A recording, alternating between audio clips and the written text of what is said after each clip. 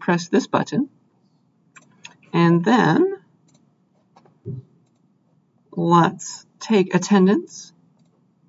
Please tell me that you exist. Thanks for coming. And I need to remember to release your next programming assignment today. So don't let me finish lecture without saying that. Okay?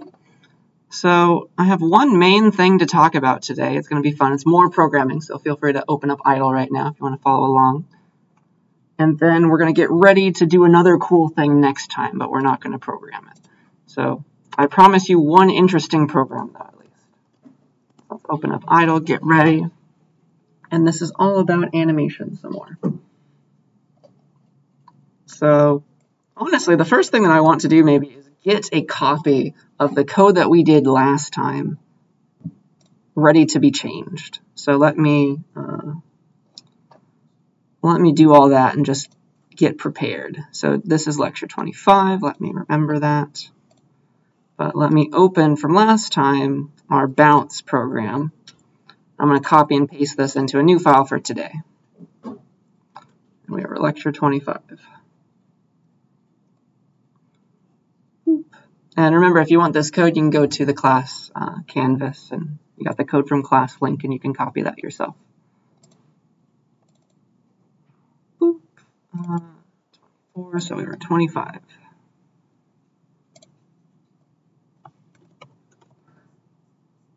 And then, yeah, I think that's fine. I'll just make this folder. And gosh, what do I want to call this file? I'll just say bounce with gravity.py. And so I'm going to copy and paste what we had before into this file so that I can change it. And you still have the old one. Boop, boop.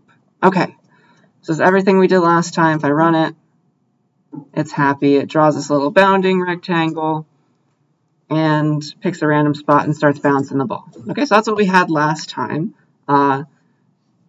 Are there any new questions that came up since we maybe studied the code from last time? Because I'm going to change this program today to do even cooler stuff. All right, so yeah, definitely go to the class Canvas, the code from class. Get this to start with if you'd like. Stare at it. And that is my starting point for the day. So we're going to talk more about animation, make it a cooler bouncing ball. All right. But the first thing I think I should say is I should convince you why what we were doing actually produces any animation at all. Like, why did that work? Because isn't animation, the idea of animation, you need to display an image for a split second, right? Here's your person. And then wait a little bit, right? Yeah, that's your frame rate. And then, like, the person moves, wait a little bit, display a new frame, and then that's your animation, right? We never actually did any waiting, did we? We just made the turtle move. Why did that work? Okay, so in theory, like, you might think that if we just keep drawing frames one after the other, like, is it ever going to do anything to the screen? Is it going to be drawing frames so quickly that you don't see anything at all? Like, why is that working? Okay, why? That's not really like how we think film works. What's happening there? Won't it draw those frames so quickly?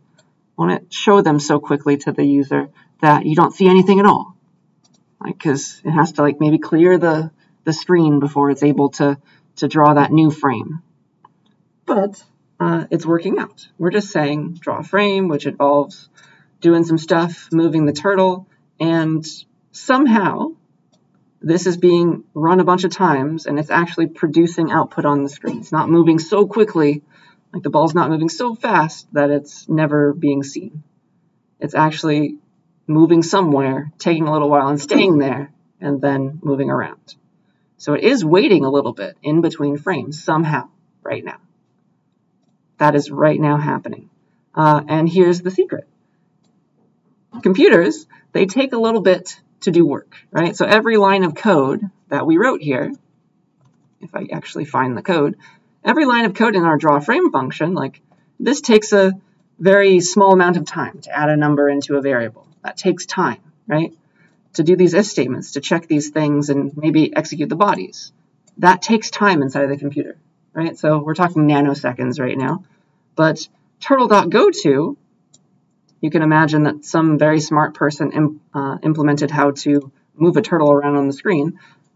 That also takes time to finish and do its work and actually move that turtle to somewhere else. Okay, so drawFrame really, in the process of doing its work, takes some time to do it. And that's our frame rate. Okay, it's taking time between each time it gets to this turtle.goTo line, because it's going to come back there a bunch of times in that loop. It's taking time in between the last call to turtle.goTo. It's a certain number of, I don't know, milliseconds. It's different for every computer. So this is the laptop I'm running it on. Maybe your ball is bouncing faster on your fancy large computers in front of you, even though you're using the same offset. That's just all about the speed of the computer at this point. How fast can it complete this drawFrame function? Okay, and that, it takes some time in between each call, and that's actually pausing for a very split second and producing this animation for us. Does that make any sense at all? That's the reason why it's working. It is really secretly pausing for a second before, like, the ball drops a little bit. Ball's up here. It does some work to draw that to the screen, and then it gets ready, makes the next frame, draws that to the screen. That takes some time. And there is a tiny bit amount of time in between each drawing, and we get animation out of it. It's wonderful. Okay? So, we don't really have control over it. If I had like a twice as powerful computer, that would make the ball move twice as fast, because then it can do its work twice as fast. If you wanted more fine-grained control over how fast this ball was bouncing, you could control the frame rate yourself. You could force in between frames, you could force the program to stop for a split second and not do anything at all. Just wait. Okay? So you can change the frame rate by stopping the program for a second, and that is done with a function called sleep.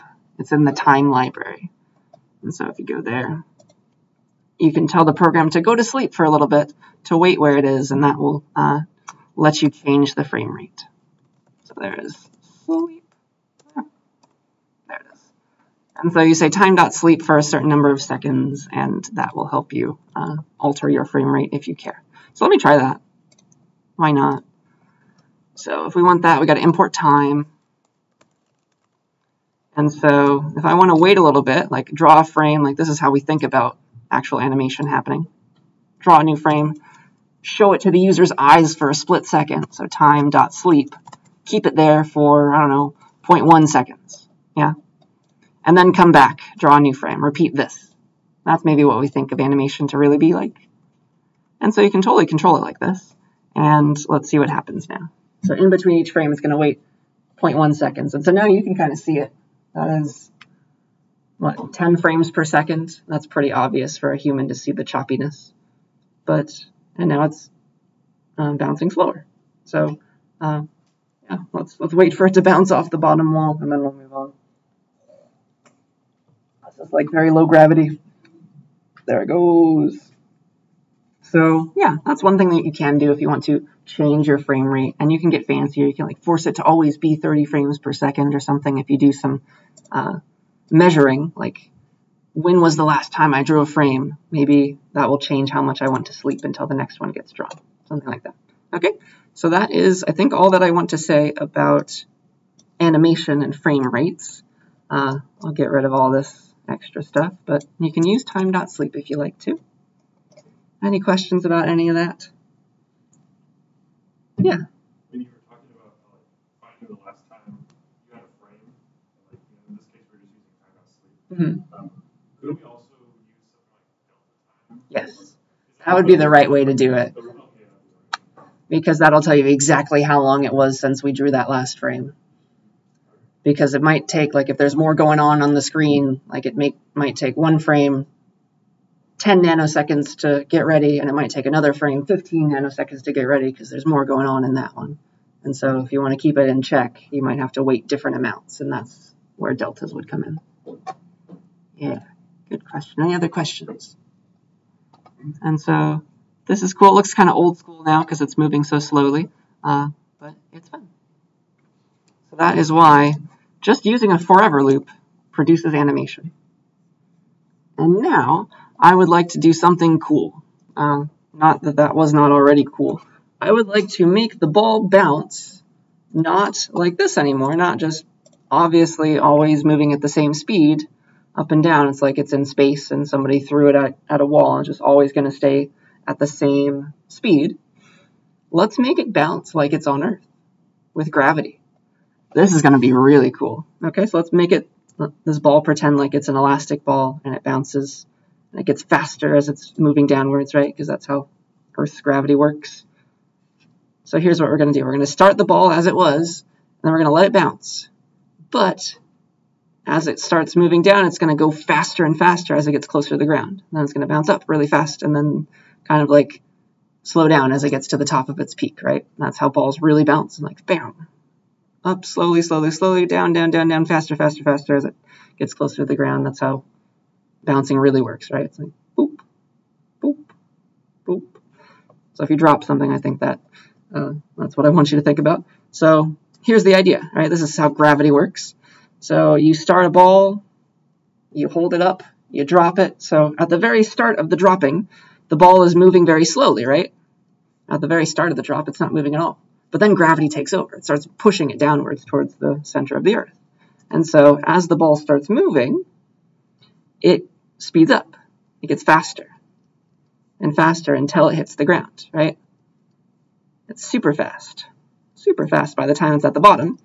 And then it reverses its direction just like we had it before, and it starts bouncing upwards with that super fast speed again. But then once it starts going upwards, gravity's going to start pulling it down again. And so towards the top of its bounce, it's going to start slowing down. Does that make enough sense? Have we all taken physics maybe? That's the idea. That's what we're going to model now in a program. It's going to look really, really cool.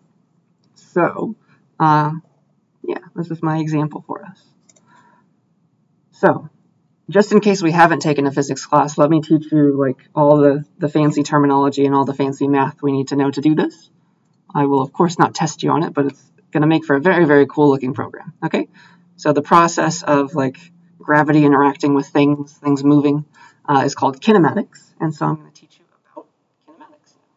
So right now, our ball is moving with a constant speed, right? Speed in a direction is velocity, so it's technically moving with a constant velocity, right?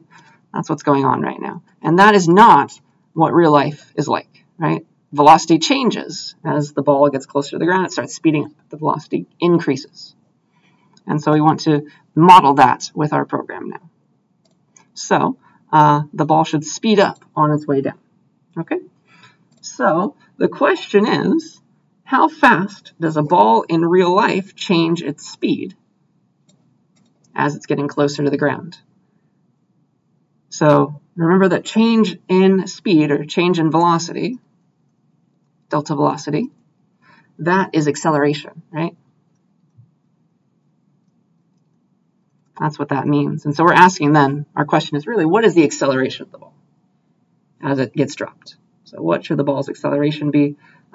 And gravity, remember, is what's really accelerating this ball. It starts from not moving at all. It's being pulled down. It's increasing by 9.8 meters per second every second. That's why it's meters per second squared. That's what gravity is. We've measured it. And the ball is being pulled down. Its velocity changes by 9.8 meters per second every second. So meters per second squared. All right? And so that is what we want to model. So, yeah, the way you read that is the ball speeds up by 9.8 meters per second every second. You drop it. Initially, it has 0 meters per second velocity. And then 1 second later, it has 9.8 meters per second velocity downwards. Another second later, if you drop it from tall enough, and it's still falling. Now it's 19.6 meters per second. It's speeding up by 9.8 meters per second every second, okay? So that's what we're going to put in our program. Now we're going to have, instead of what? Instead of turtle offset, this was really velocity, right? It really was modeling the velocity of the turtle, of the ball. And so we're going to change that name in a second. So we're going to have like a velocity. variable, and that'll keep track of how fast the ball should be moving, and that's what we're going to use in between frames to move it, right? But then we're also going to keep track of acceleration. And acceleration is a constant. Maybe it's negative 9.8 because the ball should be moving downwards. The speed should be increasing, or should be decreasing in the y direction. So we're going to use our acceleration to change our velocity. That's the idea. Every time we process a frame, we're going to let the acceleration affect our velocity. So it's going to be, I don't know, 9.8 units per frame squared, I guess. That's kind of how we're going to model it. But every time we process a frame, we're going to let the acceleration change our velocity, okay? So the first time it's 0, then the next time it's being changed by 9.8 in the negative direction, so the next time it's negative 9.8. And then the next frame, we're going to let it affect our velocity again. It's going to become negative 19.6, and so on and so forth. So instead of having a constant turtle offset, which is really the velocity, we're going to have a changing one. It's affected by the acceleration. Okay? So, yeah, that's how it's going to work. Any questions about that? That's what we're about to do. So it's a bit of an involved process, theoretically, but it's not going to be a lot of work, honestly, in the code. We just need to move a few things around. So yes, please shout at me if any of this does not make enough sense. But let's make this happen. Okay, so instead of saying turtle offset now, this is really the velocity of the turtle, right? Turtle velocity. So everywhere I said turtle offset, I'm going to change it to turtle velocity right now. Boop, boop, boop. So we change it by the velocity. That's how fast it's moving. Are there any others? Yeah. But once it hits a wall, the speed stays the same, but it starts bouncing in a different direction. So the velocity is in the positive y direction once it hits the bottom, for example. Velocity, and this was supposed to be downwards. And this is the velocity. Okay, so I think that was every piece of it. Let's see if it's still happy. Yeah, so just a new variable name. That's what it really represented. Turtle offset really meant how fast it's moving. It's the speed of the turtle. The velocity in a given direction, up or down. So the initial velocity when we drop the ball is supposed to be 0. And I forget what a good value of acceleration should be, but we're going to use that too. So, and then we're going to have a constant acceleration, so turtle acceleration. We're going to start that at, gosh, I don't know what a good value should be. Let's say 2. I don't know. We can change this later. So velocity starts at 0, acceleration starts at 2, and this is going to affect our speed. Okay? So every time we process a frame, we want to let the acceleration affect our velocity. So it's going to take our current acceleration and change it in this way. Okay? Just going to add it in. So, let's see here. Instead of all of this, at the very beginning,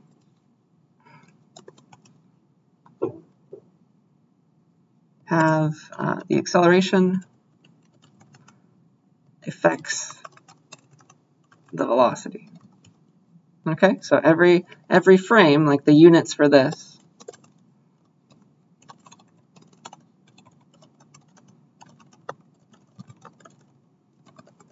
or I guess units per frame squared instead of meters per second squared, because every frame we're having the acceleration affect the velocity, so that's the kind of units that we're using. And at the very beginning, the acceleration must affect the velocity. It needs to change it. So the velocity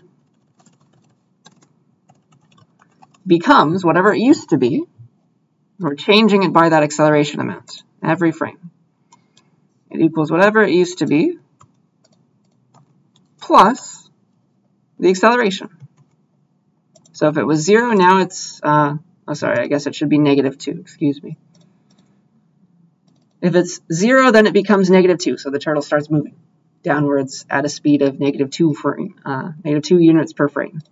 And then the next frame, it starts moving at -4, because it's being affected even more. So every new frame, we have a faster velocity as we're moving downwards. Does that make sense? That is the main change here. And then we have that alter. We use that velocity to actually alter our position. That's as we had it before. And bouncing is all the same. Like if we bounce off the wall, we were moving pretty fast to get to the bottom. We're going to start bouncing off with that same speed. We just alter our velocity to be in the opposite direction. So if we were moving downwards at 1,000,000 meters or 1,000,000 units per frame squared, then we're going to start moving upwards at 1,000,000 units per frame. Okay? So that's what's going to happen when we bounce. We keep our same speed, and then because we keep adding negative amounts to our velocity every frame, that's going to, as we start shooting up super fast, it's going to slow us down as we keep moving upwards until this takes over and starts moving us back downwards again. Okay, so there's a lot going on there. Maybe it'll take a real physics class to have this make perfect sense, but that's what's going to happen. We're going to start our ball, going to have 0 velocity. It'll, after a few frames, start getting a bit more and more negative velocity, and wait the same amount of time, it starts moving super duper fast. Okay? This is like the same amount of time. It keeps moving faster and faster towards the bottom. Okay. Yeah, let me try this right now. Let's see if anything needs to change. But once we get it working, we can talk about it more. Boop. Cool. So let me actually change the acceleration. That was kind of, this looks a little too fast. Let's try -1. I don't know.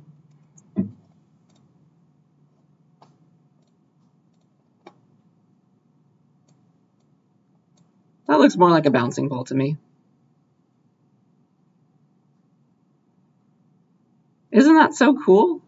Like it's speeding up as it gets down. And that looks really nice and bouncy. And then it starts slowing down and stopping. Isn't that so cool? So, yeah, any questions about what we just did? We can have it be like a really heavy amount of acceleration, like we're on Jupiter. And that'll make it move very quickly, maybe faster than my laptop is able to show. Yeah, it wants to move super fast. I don't know. Let's try something crazy like 8. I just want to get this looking nice for us before we talk about it.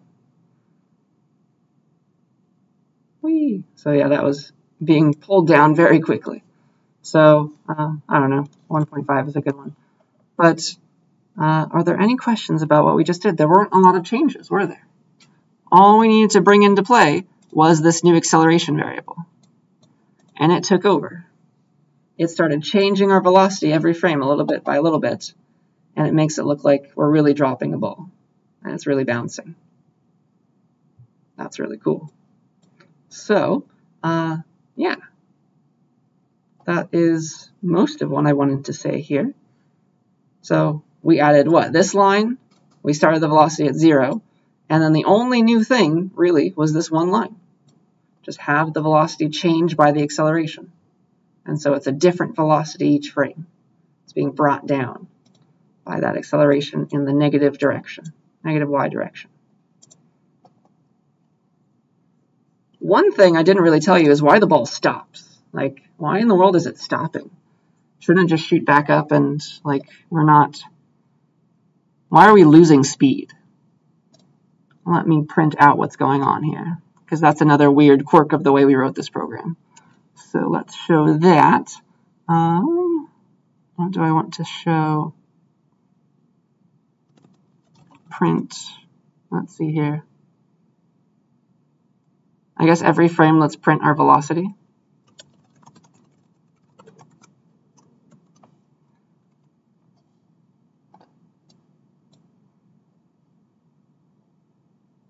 Whee, there it goes. And let's see if we notice what's happening. So we start at 0, then our velocity becomes negative 1.5 because of our acceleration. Then it's negative 3, negative 4.5. It keeps on speeding up until we hit the bottom, which is going to make our acceleration, I guess, negative 33. But we hit a wall, we have to bounce off, and so we move back up at positive 33. Okay? That's the idea. And then we decrease our speed because our acceleration is negative until we hit 0, and then we get brought back downwards again in the negative direction. And I think I need to make it run one more time. Let's have it bounce off the bottom twice. Boop and boop. It'll all be the same amounts. But look at how the next time, the first time we jump up, we were at positive 33 speed, but the next time we bounce up, we were only at 31.5 speed. And the reason this is happening, the reason we're losing speed as we bounce, which is technically really how the world works, but the reason this came out of our program is because once we hit the wall, like remember our bounce checking, it was, gosh, where do I want to write this? Let me make a new slide. Boop.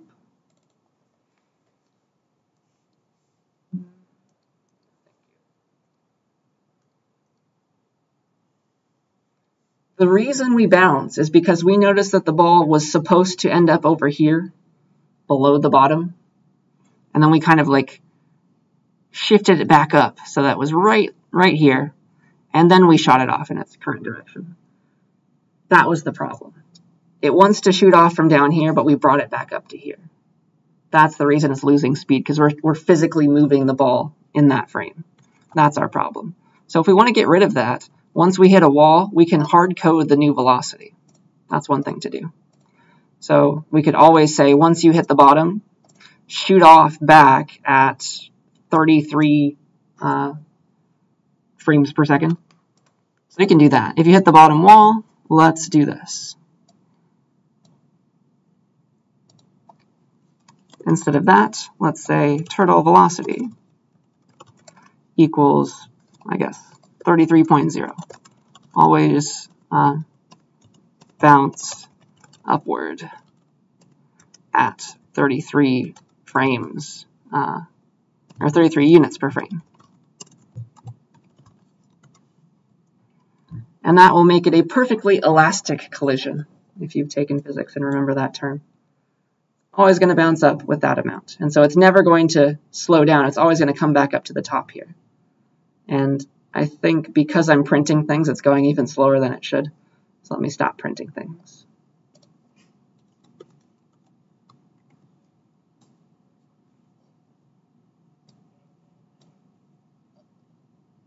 There it goes. So now once it hits the bottom, it's always going to bounce up with that 33.0 frames per second speed. And it's never going to lose any speed because of the bounce, the way that we're doing collision detection at the bottom. It's always going to bounce right back up and never stop. Okay? But that is a bouncy ball modeled with physics, and we only needed one extra variable. We only needed acceleration. So that was a bit of an involved effort, though. Are there any questions about this? Wasn't that fun, though? Definitely study this code. It's a very, very cool thing to do and to model. But I think that's all that I wanted to say. Really, this is the one extra real line that we need to change.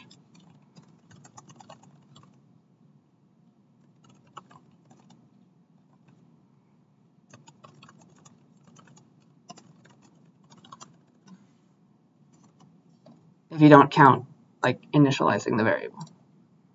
So that gives us gravity, yay. And so you can either use this one or the other one. This one is inelastic collision, lose speed, with every bounce, and this is perfectly elastic. Collision. Always bounce back upwards with the speed that you had going downwards. All right, so you can comment out or uncomment one of these and have the speed that you want, have the bounciness that you want. Okay, yeah, I think that's everything I wanted to say about this. It's a fun little example. So the next thing that I want to show you is we're going to make a bouncing square that bounces two-dimensionally. So have you guys all seen The Office? You remember this episode, or you've at least seen memes about it? This is what we're going to program next. Let me just show it to you so that we're all on the same page here. Oh gosh, it just made sound, and this might take down my entire YouTube account. Oh well, at least we'll know why. So that is, in the background, what we're about to program. That little box bouncing around. And so it's going to bounce in a given direction that is not straight up and down. And it's going to bounce off every wall. Okay, so we're going to make our little turtle do that. And so feel free to watch that some more. But that is our game plan. That's what we're going to do next. Okay, we're going to make a bouncing square. It's going to bounce off all the corners. And this is something that we will program next time. So instead of having a ball that bounces downwards and upwards just in the y direction, we're also going to bring in the x direction. So we're going to make a square that starts off in some random direction. Let's say that like the random direction is this way, and then it's going to bounce off every wall. And then if we ever get lucky, it's going to bounce off right into a corner, just like the Office episode. So maybe that's the one. So that's what we're going to be doing. Okay? Any questions about the idea before we talk about how we might go and program this?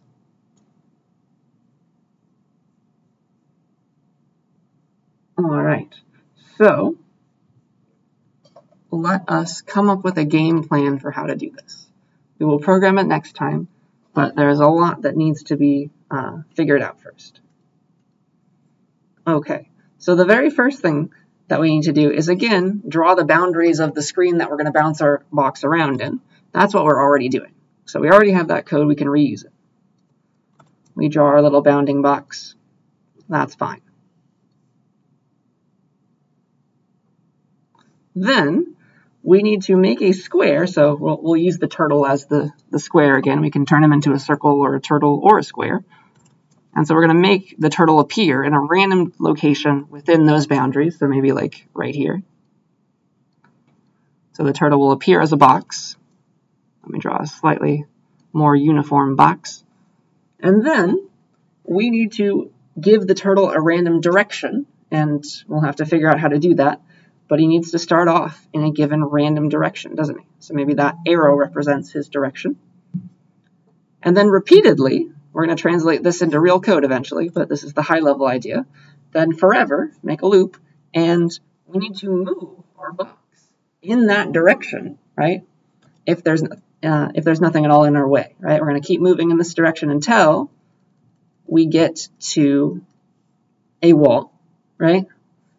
And then, if there is something in our way, we need to bounce off, right?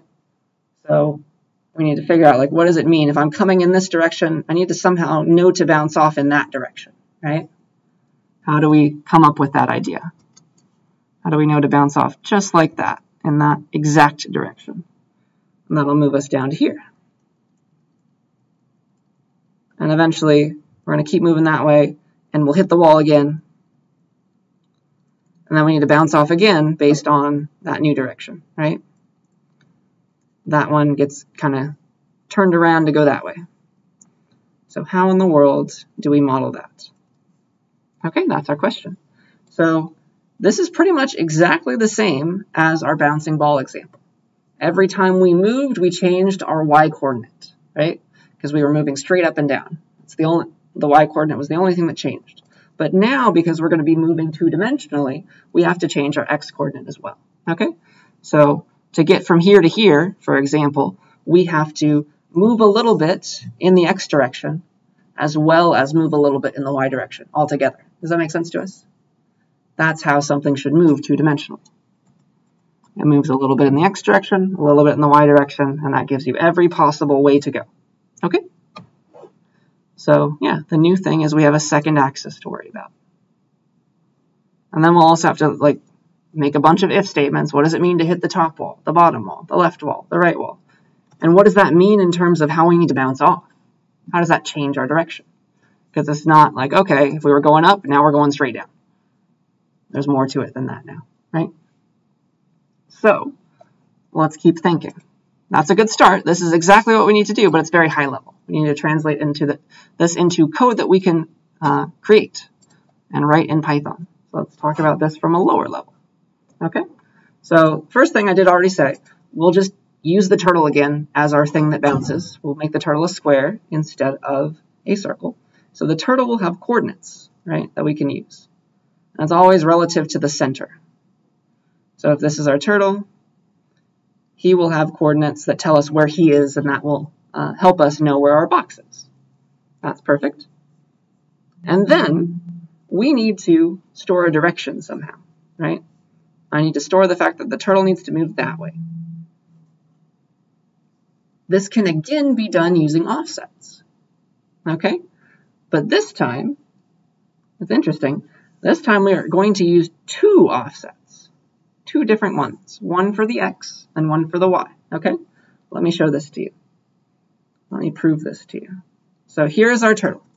He is a box now. Here is his current location. He is supposed to move in, I guess, I don't know, this direction. Let's say the next frame he's supposed to be right here, okay? How do we get him there? And how do we keep him moving in that direction for the next frame even? So here's the pattern. Okay, so we want the turtle to end up here. What does that mean? I claim that you can do this with offsets still. How do we get the turtle from here to here? How do we represent that direction? Well, instead of thinking about moving diagonally, you could think about moving to the right and moving up. Okay?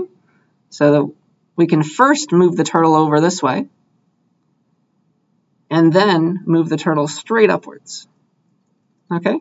That is worrying about a change in x first, and then a change in y second. Does that make sense to us? That is how we can represent two-dimensional movement.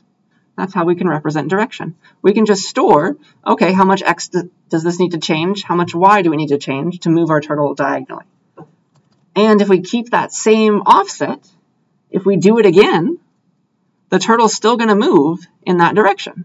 It's going to move by that same amount to the right and the same amount up. And it'll end up, again, in the same new place in that same direction that we care about. Isn't that so cool? That is how we can model this. And so no matter the direction you want to move the turtle in, this can always be done with x and y offsets. Think about it. So you can move straight up by not moving the x at all, but changing just the y. Same for straight down. You can move straight to the right by changing the x and not changing the y. You can move straight to the left by changing the x in the negative direction, not changing the y. Moving diagonally upwards, you can move to the right, positive x, positive y. They are all offsets. Think about it that way. If you want to go this way, move downwards in the x direction, then move to the right on the y direction. Move downwards in the y direction, move to the right in the x direction. If you want to go this way, move downwards in the y direction, move to the right to the negative x direction. No matter what, you can always come up with an offset. How much does the x need to change? How much does the y need to change? Okay, that's what we can do. So, yeah, every direction has an associated offset by a certain amount of like delta x and delta y. That's the key. All right. So here's an example. Let's code this up. Not code this up. Let me draw a better example with actual numbers. So let's say our turtle starts right here, and this is the coordinates 1, 1. That's the center of our box. And then let's also say, for our example, let's say that our delta x is 3, and our delta y is 2, okay? So the next coordinate for this box needs to be then, change our x by 3, so go 3 over, and then go 2 upwards, okay? That's our delta y. So go 3 over in the x direction, go 2 upwards in the positive y direction, and that will give us a new location for our turtle. And that will be, if we started at 1, 1, right? That's going to be, well, 1 plus 3, which is 4. And then 1 plus 2, that's the y-coordinate, that makes 3. So that's the new location of our box. That's how we can calculate that in a program. We start with what we had, 1, and we add our delta x to it. That's what the new x-coordinate should be. Then we start with what we had, which was another 1. We add our delta y to it, and that gives us our new y-coordinate. And so that becomes our 4, 3. Whee. So that's the idea. And so that lets us move diagonally. That's exactly what we wanted. Just like that. And if we do it again for the next frame, we need to again move 3 to the right and 2 up. So again, diagonally, 3 and 2, 3 and 2. We add it to our current coordinate of 4, 3. And that'll give us a new coordinate of, well, 4 plus 3 in the x direction again is 7. And then 3 plus 2 in the y direction is 5. So the new location of our box should be 7, 5. And so it's always going to keep moving in that exact direction as long as we keep the same offsets. Isn't that so cool? So, yeah, this is essentially velocity all over again.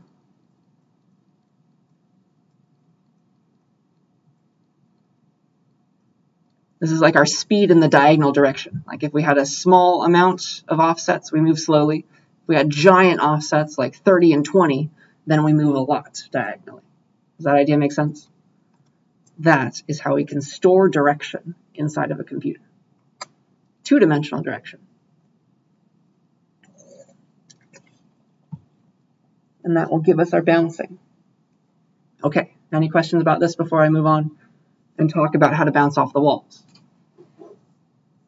All right, so that's the next piece of the puzzle. So, let me just quickly check my notes to make sure I'm saying exactly what I want to say. Boop, boop, boop. Yes. All right. Bounds checking and bouncing. So, if we remember,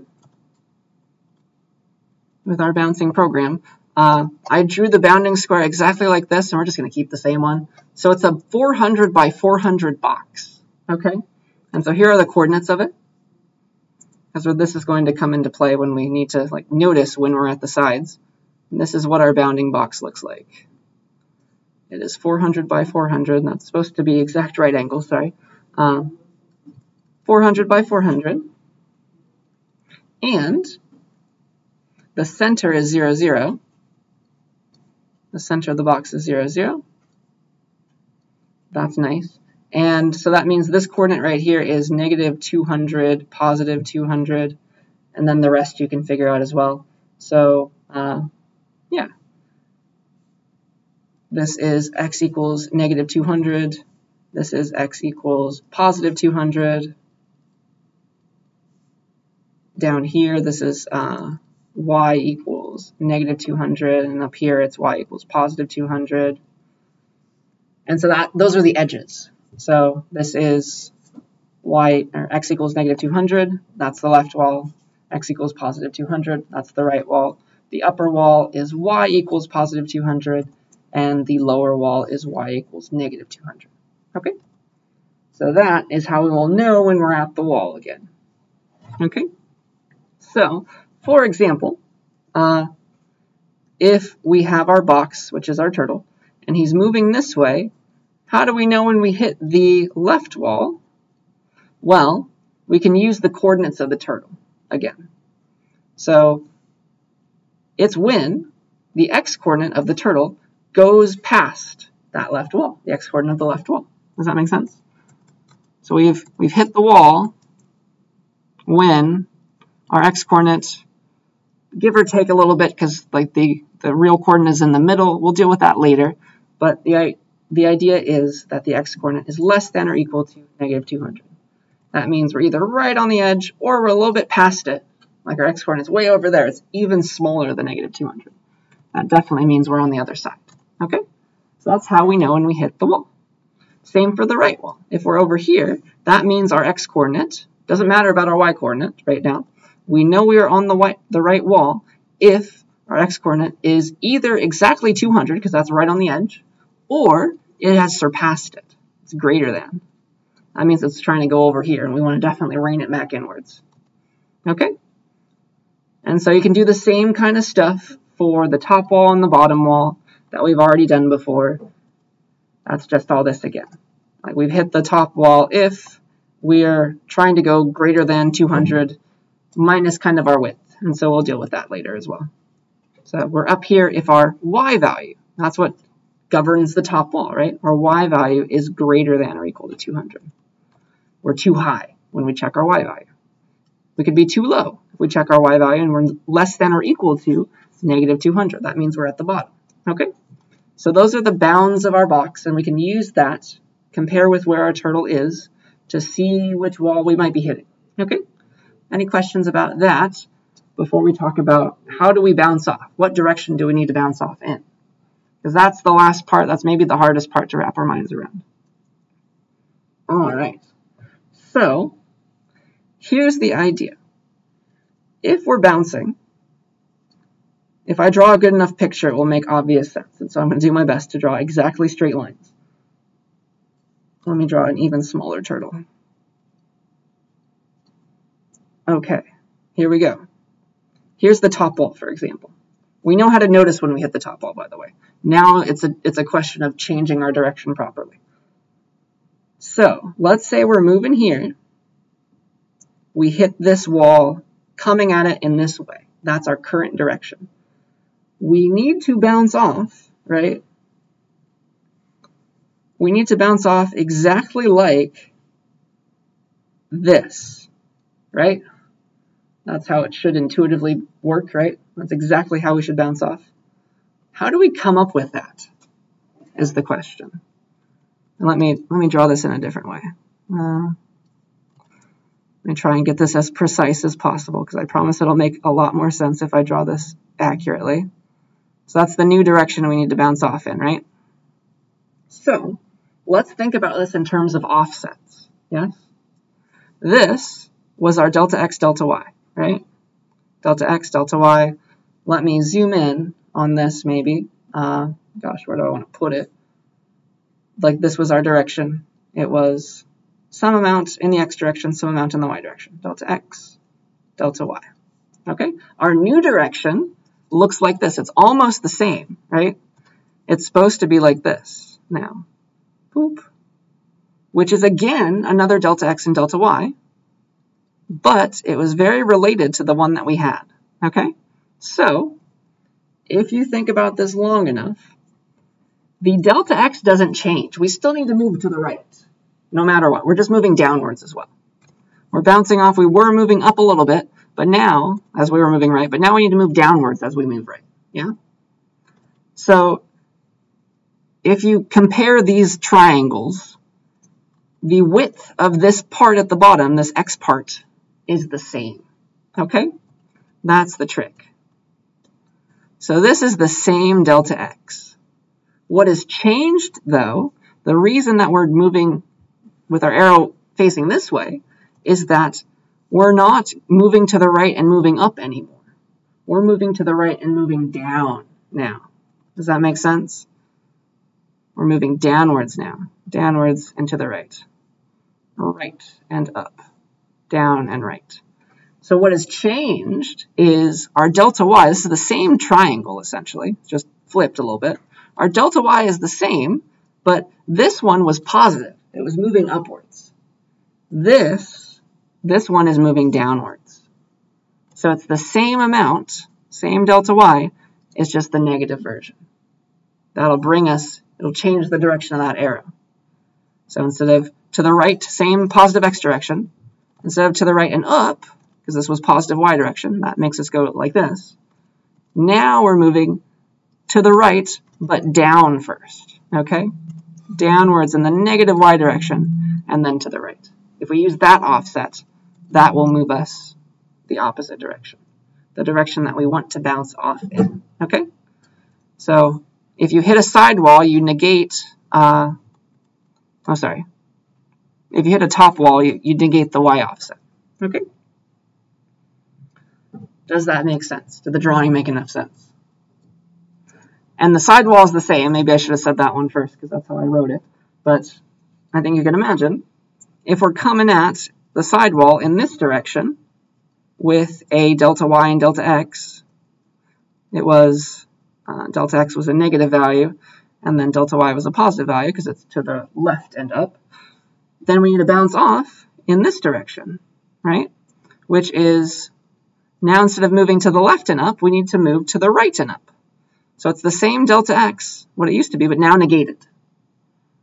And the same delta y. We still want to move up by the same offset, but instead of moving left a little bit, we need to move to the right a little bit. And that's going to give us the exact, precise way to bounce off that wall. Okay, that is the idea. So we negate the x offset if we hit the sidewall, either one, and we negate the y offset if we hit the top or the bottom walls. That's the secret we just learned. That's what we just figured out. We still okay? So I have one last example just with real numbers to hopefully make this all come through. And then we'll have to wait until next time to actually go and program. So, okay, let me use actual numbers for this. So let's say our box is right here. And its coordinates are negative 198 and I guess positive 2, because why not? And let's say our direction is this way. Boop. Our direction is that way. Our direction currently is go negative 2 in the x direction and 3 in the y direction, positive 3. So that's going to bring us from here to here. That's our real direction diagonally. That's what we want to do. So our new spot, our new location after changing by that amount is, okay, go negative 2 over and 3 upwards. That brings us exactly to right here, which is negative 200. So negative 198 minus 2, right? So negative 200 and positive 5. And this, for us right now, is the left wall. You've just hit the left wall, and now we need to bounce off. Okay? So, to bounce off a sidewall, we negate our x offset. So that means, like, intuitively, we need to bounce like this. But what does that really mean? That means we were bouncing to the left. We're moving to the left by negative 2 and up by 3. Now we need to move to the right by 2, negate our x offset, and then up by that same amount, by that same 3. And so that will be the new direction we need to bounce off in. Okay? That'll always work.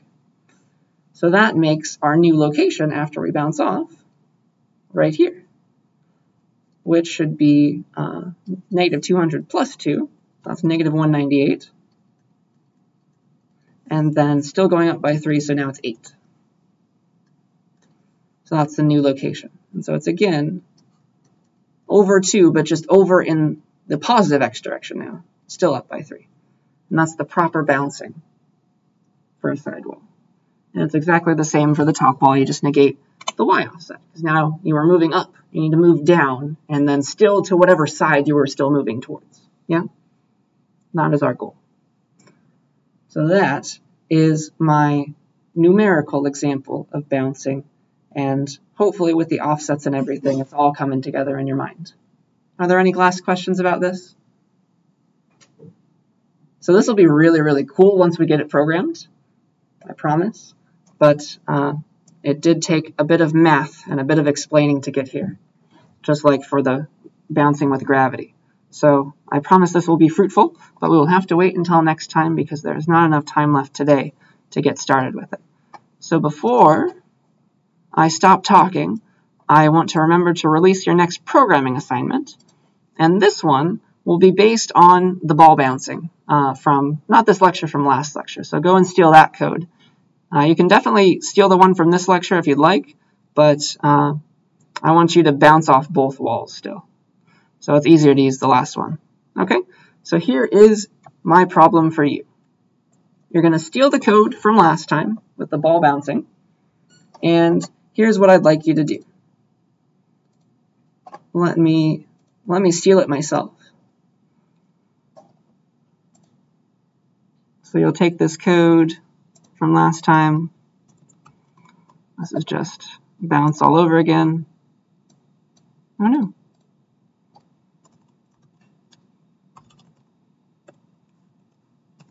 Bounce 2.py, I guess, or copy. So you'll start with this code. And what I'd like you to do is, instead of keeping it like this, I'd like every time you bounce off a wall to definitely, yeah, change direction, but I'd like you to involve some if statements and some functions. And what I'd like you to do is every time you bounce off a wall in this program, and the one you'll write for your assignment, I'd like you to do something cool and magical. Okay? So here's the idea. So every time you bounce off a wall, you're going to do something awesome. All right? So here is your assignment.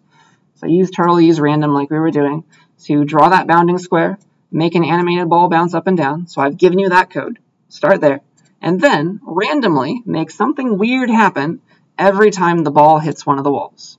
So remember that this is where, right here, these two if statements are saying what happens when you hit a wall. You definitely need to bounce off the wall, but you can do other cool stuff. Okay? So here are some weird things potentially that you can do. You can change the color of the ball every time you hit the wall. So now it's pink, but once it bounces, maybe it becomes red. Okay? And so the color of the ball, that's controlled by the fill color. So you can change that to something random.